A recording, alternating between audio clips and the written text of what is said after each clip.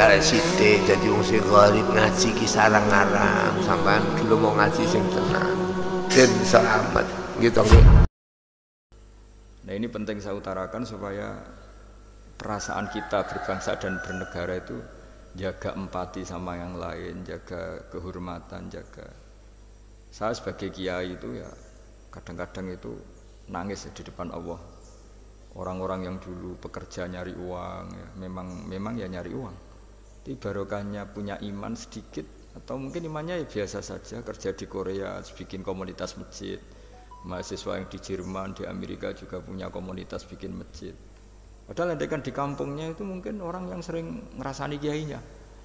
Kadang kurang cocok atau masjidnya kurang gimana. Jadi kalau di daerah yang Islamnya sudah sehat itu agak-agak komplain, kerannya buntu saja sudah geger.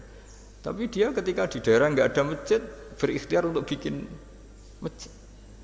Jadi komunitas kesolehan itu kadang-kadang kemapanan kalau terlalu lama itu hanya melahirkan orang ingin komplain. Tapi yang tidak mapan sama sekali malah melahirkan orang itu heroik.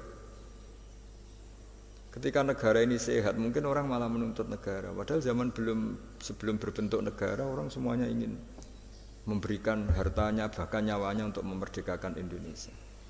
Nah, sehingga pesan saya sama Universitas Veteran bahwa ketika kita mapan pun itu dengan asumsi tidak mapan, sehingga hubungan kita dengan institusi, dengan yayasan, dengan pesantren, dengan yang kita pimpin itu hubungan heroik, bukan hubungan mendapat.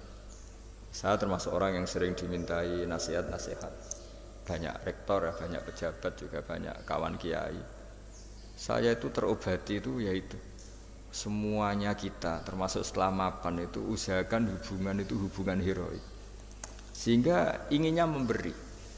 Nah, di sini disebut wa mimma razaqnahum yunfikun. Orang baik itu siapa? Orang yang hubungannya itu ingin memberi, bukan ingin mendapat. Sehingga Rasulullah berkali-kali ngendikan al-yadul ulya khairum minal yadis sufla. Di mana-mana itu tangan memberi lebih baik dibanding tangan meminta. Nah, sekarang kenapa banyak problem di beberapa negara? Karena ketika orang terus pinter atau pinter lah, saya tidak perlu nyebut terus jadi apa.